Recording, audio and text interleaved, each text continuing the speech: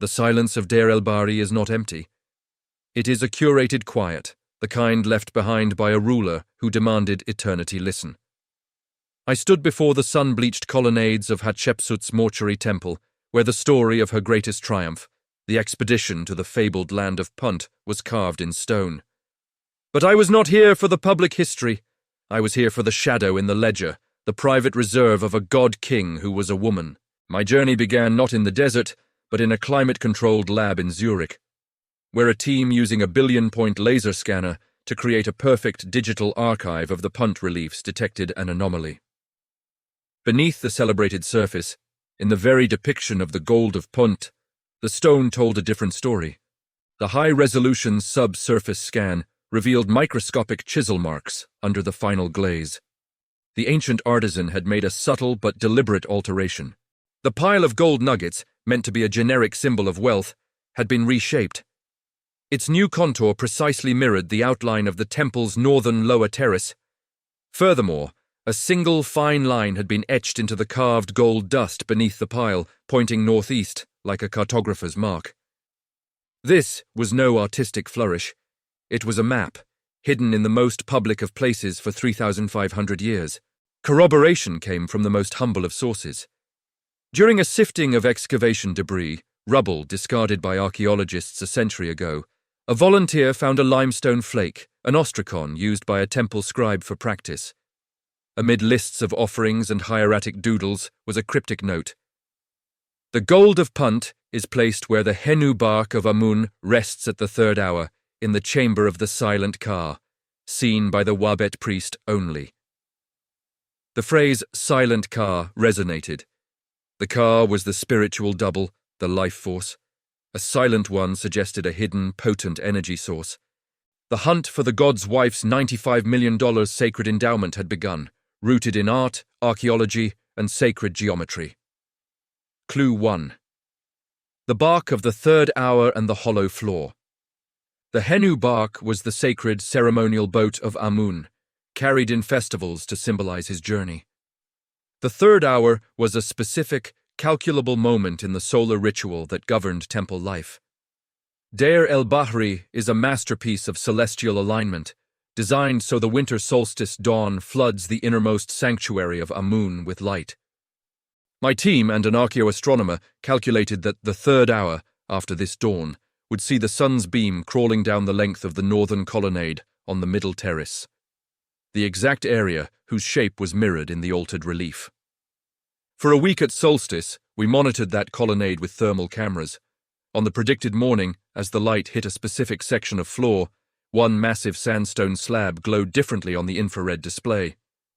Its thermal mass was lower. It was hollow beneath. Gaining permission for even a minimally invasive investigation took 2 years of petitions to the Supreme Council of Antiquities, arguing that non-destructive verification of a potential ritual deposit was a scholarly imperative. Finally, we were granted a window.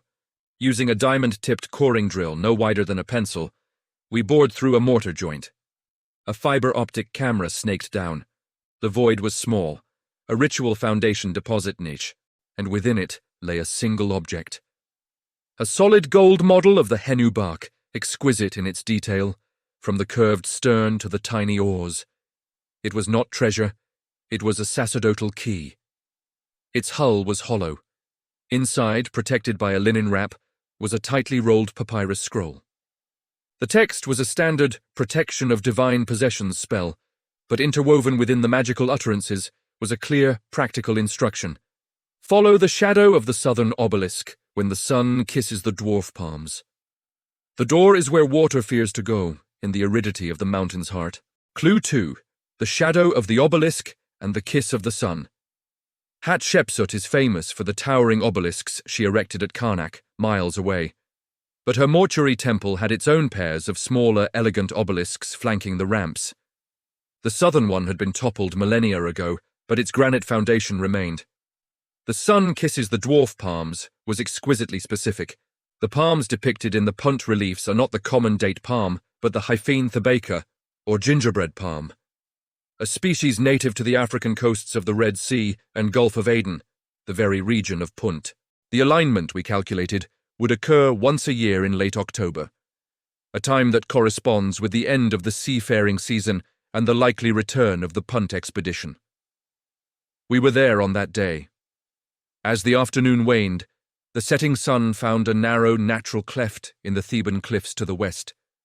A blade of golden light shot across the valley and struck the relief of the dwarf palms on the temple's southern wall, illuminating them as if from within.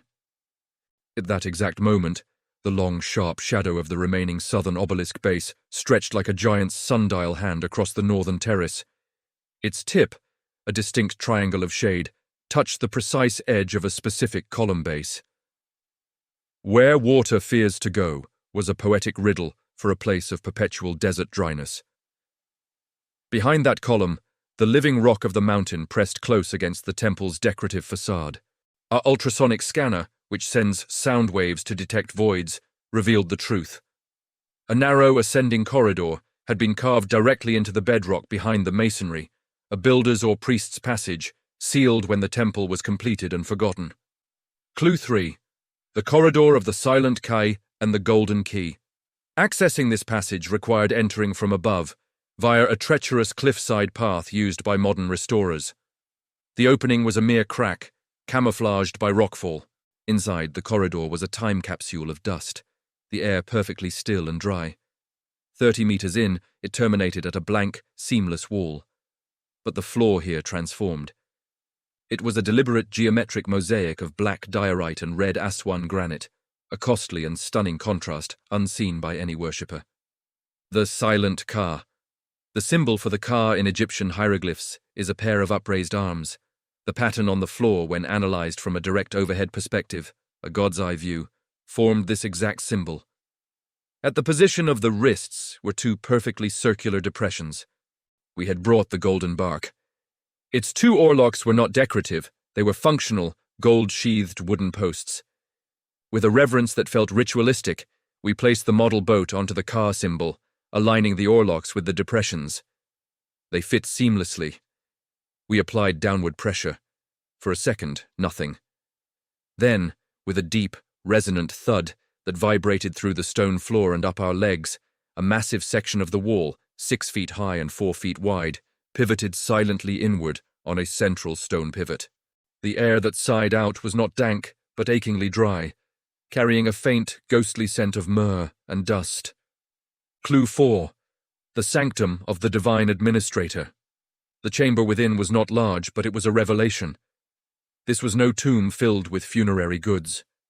It was a functional, sacred storehouse, the vault of a divine corporation. Against the walls stood rows of alabaster jars, their mouths sealed with linen and black resin. We carefully opened one. It did not hold grain, unguent, or water. It was 3/4 full of gold dust, fine as milled flour, and of a distinct reddish hue. Utterly different from the pale, refined gold of Egyptian Nubian mines.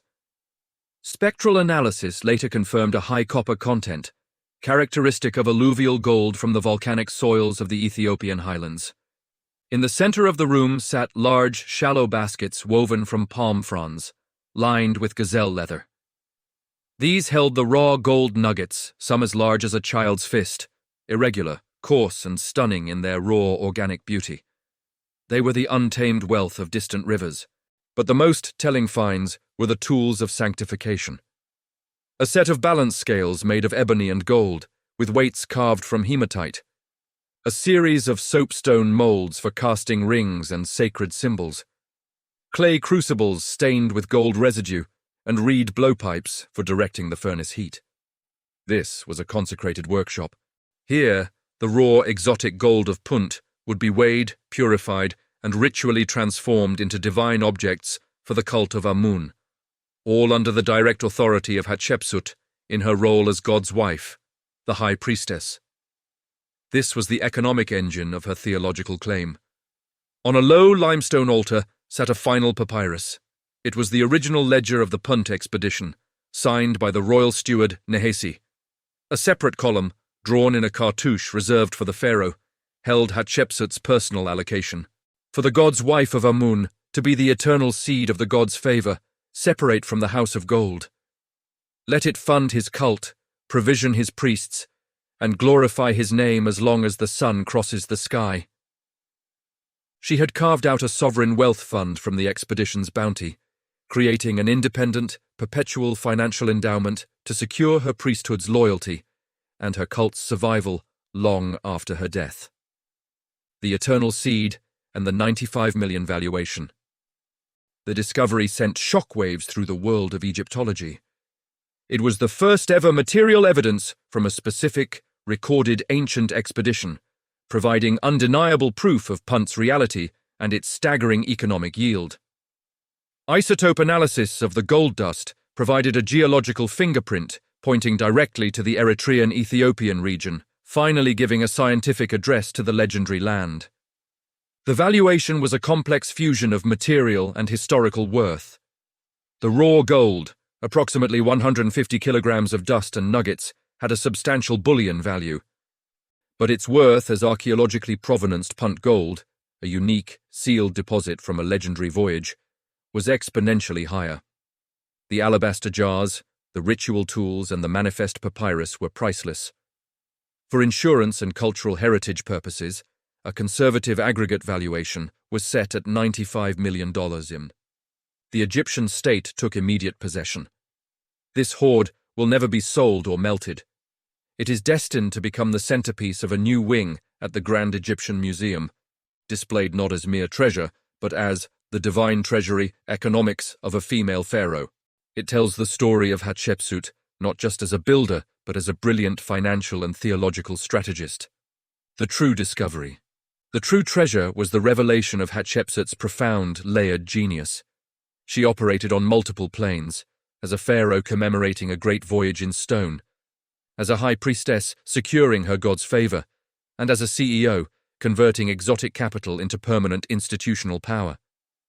She hid her reserve not in a remote tomb, but within the sacred machinery of her own public monument, using celestial alignments and priestly knowledge as its lock.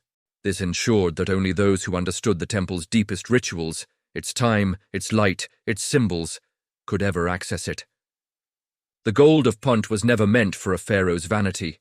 It was the eternal seed of a legacy, planted in the stone womb of the mountain to grow a queen's divinity forever. For 35 centuries, the silent Ka, the spiritual essence of this plan, guarded it, while the sun and shadows performed their eternal dance above.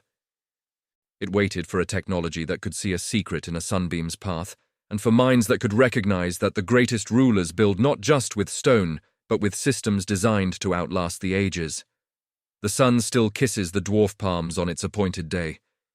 But now we know the truth it once revealed, the map to a queen's ambition, funded by the gold of a land that was myth, secured for a future she engineered with breathtaking precision.